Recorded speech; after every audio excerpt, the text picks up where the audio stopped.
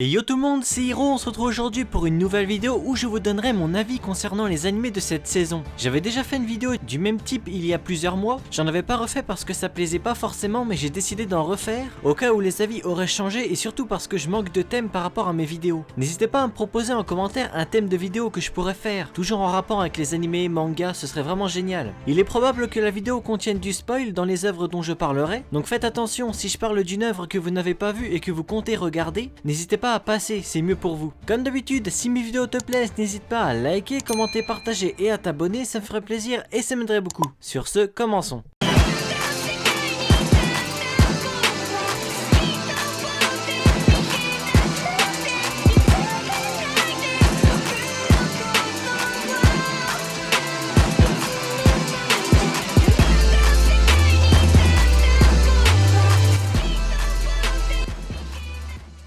Sabikui Bisco. Au début j'étais un peu mitigé face à cet animé comme les monstres étaient en 3D mais en fait c'était vraiment agréable à suivre. Plus on avance, plus on apprend des choses sur Bisco et sur le Sabikui et la relation entre Bisco et Miro évolue au fil des épisodes. L'antagoniste a un seiyuu qui lui correspond parfaitement, c'est la même voix que Joker dans Fire Force ou Chisaki dans MHA. L'univers est plutôt spécial, une ambiance assez post-apocalyptique, on a parfois des épisodes où il ne se passe pas grand chose, mais les derniers qui sont sortis j'ai grave accroché. J'aime bien la tournure dans laquelle l'animé se tourne en tout cas. Ajoutez à ça une touche émotionnelle qui de mon côté s'est fait ressentir. Un bon 8 sur 10 pour ma part. Kenja no Deshi. J'ai parlé de cet animé il y a quelques temps maintenant en disant que les combats étaient en 3D et c'est généralement le cas. En revanche c'est sympa à suivre. En termes de combat ne vous attendez pas non plus à des chorégraphies de malades, des OST hors du commun, etc. Le point fort de cet animé je trouve c'est les moments de détente, comédie, quotidien. Les personnages sont sympathiques, on a toujours un peu d'action quelque part. Enfin bref, un animé que je finirai évidemment dans son entièreté. Je lui donne un petit 7 sur 10. Tensai Oji. Ce qui m'a surpris le plus dans cet animé c'est qu'il n'y a pas de censure, on peut voir des têtes ou des bras volés. C'est assez rare en fait de voir ça en ce moment. Wayne est un protagoniste intelligent qui a toujours quelque chose derrière la tête. Il a une personnalité à la fois sérieuse, dans sa garde, et une autre plus enfantine où il libère sa colère entre guillemets. Ce que j'ai adoré chez lui c'est le côté où si quelqu'un venait insulter ou faire du mal à Ninim, il le tuerait sans hésiter. Et le fait qu'il soit prêt à tout pour elle, ça prouve leur profonde relation, c'est ouf je trouve.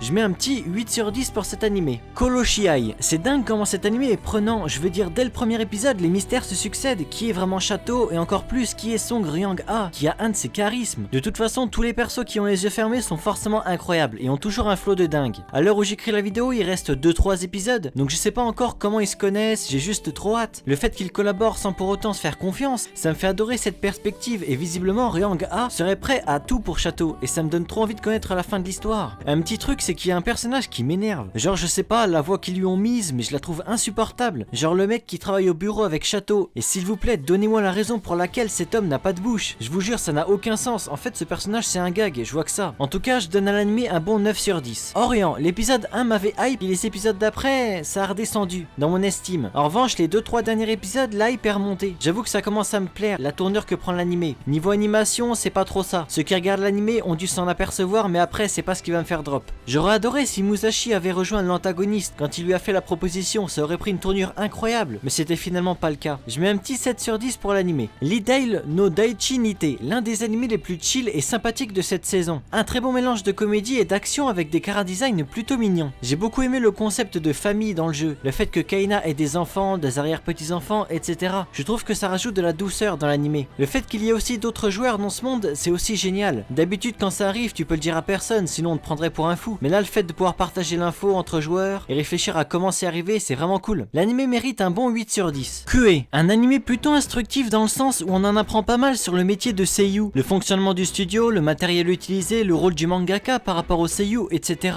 Beaucoup de personnages en tout cas dans l'œuvre, il me semble qu'il y en a au moins une quinzaine. Je saurais pas vous dire si c'est bien ou s'il y a trop de personnages, mais d'un côté l'héroïne est pas trop mise en valeur ces derniers temps comme il montre un peu tout le monde. Après il y a normalement 24 épisodes donc peut-être que par la suite ça se fera. D'un autre côté les personnages sont bien différents en termes de voix et de personnalité, et puis c'est des personnages différents à chaque épisode, donc ça permet d'un côté de voir évoluer un peu tout le monde, donc c'est plutôt cool. Un petit 7,5 sur 10. Slow Loop, personnellement c'est un des meilleurs animés de cette saison. À chaque épisode je rigole tout le temps et c'est super mignon. Une histoire très sympathique, des personnages juste trop attachants. On en apprend également beaucoup sur la pêche de la même manière que l'animé Okago Teibo Nishi, un autre animé de pêche sorti il y a quelques temps sur Wakanim. Que dire de plus, c'est l'animé parfait si vous voulez vous détendre. J'ai pas été déçu une seule fois, je mets en toute objectivité un 10 sur 10 facile. Sono Bisque Doll, beaucoup de gens attendait cet animé et va savoir pourquoi. Franchement, je sais pas vous, mais je me le demande. Je pense que c'est pour le cosplay, évidemment. Le protagoniste est plutôt intéressant et Marine est, j'avoue, pas mal dans son genre aussi. Pas mal de plans sur Marine, évidemment, il fallait s'en douter sur ce genre d'animé. Et disons-le clairement, c'est ce qui a rendu cet animé populaire. Ce n'est pas le cosplay, croyez-moi. Après, je trouve qu'il force un petit peu des fois, mais bon. En vrai, c'est l'animé ecchi de la saison, clairement. Faut dire que comme Cloverworks est dessus, ça a ramené pas mal de monde qui ne rêve pas de seins bien animés. Mais à des moments, ça frôle n'importe quoi quand même. Peut-être un peu surcoté quand même, je mets un petit 7,5 sur 10. Shikakumon no Saikyo Kenja. Ça change pas des animés réincarnation de d'habitude, franchement c'est plutôt cliché. Le héros a aussi un harem pour changer, ça limite ça m'a pas vraiment dérangé. Il y a une petite romance plutôt sympa, un antagoniste intriguant, un héros sérieux et sûr de lui, c'est plutôt cool. Sachez qu'il se démarque pas forcément des autres animés du même genre, ça se regarde mais sans plus. 7 sur 10. Rieman's Club, j'ai vu qu'un seul animé de badminton dans ma vie, c'était Anebado, j'avais surkiffé. Et Rieman's Club confirme le fait que les animés de badminton sont des dingueries. C'est produit par Liden Film, le même que Tokyo Revengers, et pourtant l'animation est présente à chaque tir, c'est vraiment dingue. Tokyo Revengers par moments c'était horrible, soyons francs, mais Rieman's Club vraiment c'est une dinguerie. Le fait que ce soit des employés à la place d'adolescents, ça change aussi. Les personnages sont plus matures, ça jongle entre boulot et sport et ça nous permet de nous apprendre à les connaître. J'ai adoré la perspective. L'animé mérite un bon 8 sur 10. Balao no Soletsu, très surpris par cet animé. Les mises en scène du style théâtral, c'est une première. C'est la première fois que je vois ça et le pire c'est que c'est trop bien fait. L'histoire comporte aussi beaucoup de retournements de situation et en plus de ça inspiré de faits réels. Un style graphique également surprenant, c'est original mais ça passe trop bien et le fait de ne pas mettre le visage au figurant entre guillemets, ça nous permet de savoir quelle personne aura un rôle majeur dans l'œuvre. J'ai été beaucoup surpris par pas mal d'aspects dans l'œuvre, comme la tournure qui plus on avance plus ça devient stressant et on veut connaître la suite évidemment. Un bon 9 sur 10 en vrai. En termes de saison 2 ou suite d'animé je regarde SNK, on a rarement été déçu par SNK et depuis le début de la seconde partie j'ai personnellement aucunement été déçu, même dans l'œuvre dans son entièreté. Chaque fin d'épisode c'est difficile d'attendre une semaine. Le grand terrassement, le moment de Connie et sa mère, le passé d'Ymir et c'est pas encore fini. J'ai surtout surkiffé de fou la nouvelle OST où Armin, Mikasa, Jean etc. ils se battaient contre les titans et Pixis, elle était incroyable. Évidemment SNK a une note de 10 sur 10 pour l'instant. Demon Slayer, un début malheureusement un peu chiant, comme ça a commencé par le film sous format épisode mais bon on pardonne. On pardonne très facilement au vu des dingueries qu'on a eu cette saison. Je suis désolé mais l'animation j'ai jamais vu ça, c'était impressionnant. Les arrière-plans, les OST, le seiyuu de Gyotaro, Tengen, l'animation présente à chaque épisode littéralement. Les mises en scène, j'avais par moments pas les mots. Il y aurait pas eu le recyclage entre guillemets du film, j'aurais mis 10 sur 10. Mais à cause de ça, ça redescend à 8,5 qui est quand même une très bonne note. Princess Connect, ceux qui ne regardent pas Princess Connect, vous loupez un de ces bangers les gars, je vous jure. L'animation, les derniers combats de l'animé, le héros qui commence à évoluer. En fait, généralement, chaque épisode c'est une histoire différente, mais l'histoire principale est pas laissée en plan non plus. N'empêche, il y a eu un gros glow-up entre la saison 1 et saison 2 de Princess Connect en termes d'animation. Je vous jure que même l'opening est trop bien animé. Je lui mets un 9 sur 10, on va pas se mentir que les derniers combats étaient monumentaux.